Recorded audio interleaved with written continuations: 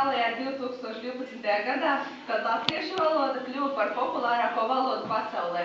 Prieka tirgotāja Vāršķira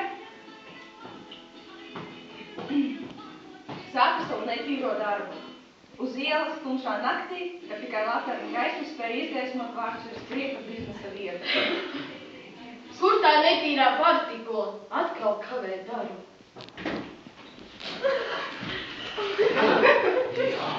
Nesaki jau, bet es strādā. Jā. Klients tevi jau gaida. Hotelī nelokāmie. Aizved tur un prasa pēc apstākļiem. Jā. Nāc arī nelokāmiem apstākļiem. Jā. Labi. Dodies liekam, bet cieši pārējiem.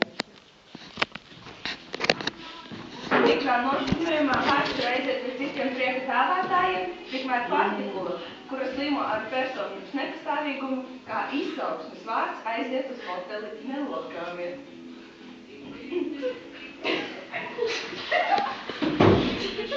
Ikeriku. O, tāds labs. Labvakar, brīva numuriņa nav. Jā. Skaidrs, Morfēma tevi jau gaida.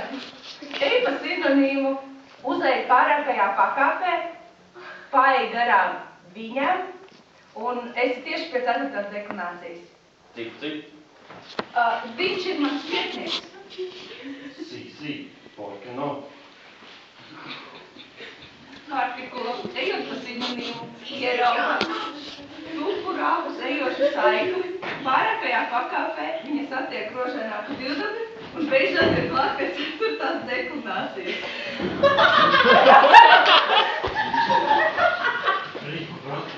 Tā. Nē. Sadali mani sastāvdaļās. Uzrunāt kārdināt galotnes. Kāda izskaņa šoreiz būs.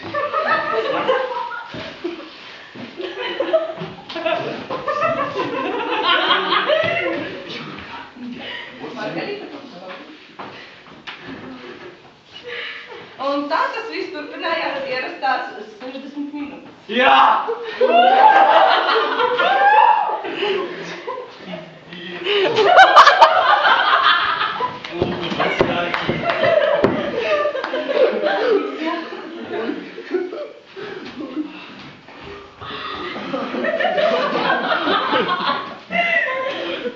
Paldies, bija labi.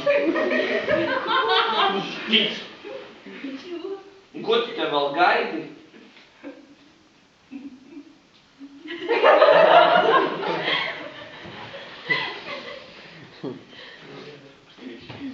Un teikt soļot no šejienes.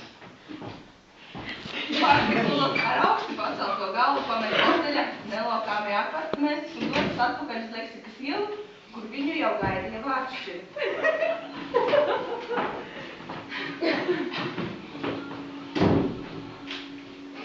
Nu kā viss pagāja? Wow. Nu tad klients te atstāja krietnu summiņu.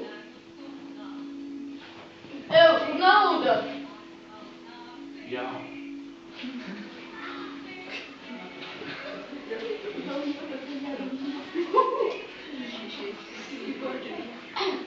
Labi, malacīt, teik varīt atpusties. Un devās viņas katru ar savu pusi. Tāds turpinājās vēl ilgi. Tagad Vāršķira vēl joprojām tirgojas ar prieku, bet nepastāvīgā partikula, kur atteicās maksāt Vāršķira 9%, uzsāka savu biznesu. Netīro biznesu.